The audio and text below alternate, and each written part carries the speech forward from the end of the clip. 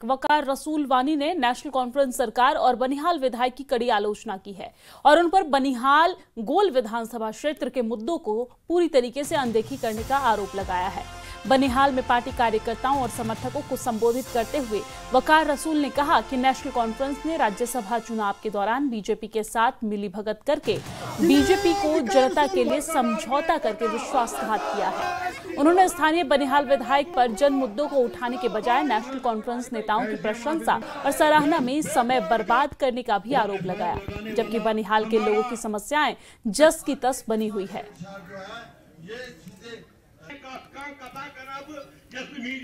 हमारी पार्टी की तरफ से ये प्रोटेस्ट रखा गया था। ये बर्निंग इश्यूज है बानहाल कॉन्स्टिट्यूंसी के और स्टेट के, खासकर हमारे जो बानहाल में दूर दराज के इलाके हैं, अभी भी मास्टर नहीं है, अभी भी बिजली नहीं है, अभी भी रोड नहीं है। काफी इलाके इस वक्त बैकवर्ड से भी बदतर हैं और बैकवर्ड का ही ये सरकार 7% कोटे पे इस बैकवर्ड को पहुंचाना चाहते हैं। हमारा प्रोटेस्ट है कि इससे पहले सरकार कोई कदम उठाए।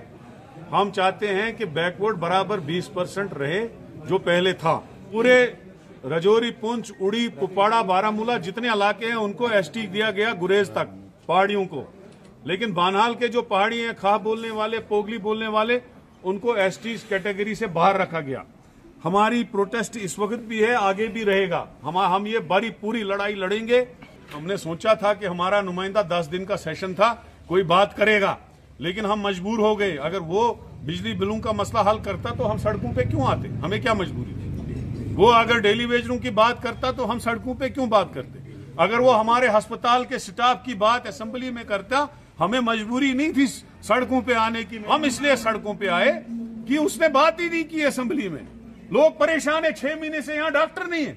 बिजली की बिलें, पिछले साल भी हमने पुतला जलाया, जनाब लोगों को बिजली दो और बिजली बिलें खत्म करो। इतनी जो आ रही है तूफान की बिजली बिलें, कोई टास से मास नहीं।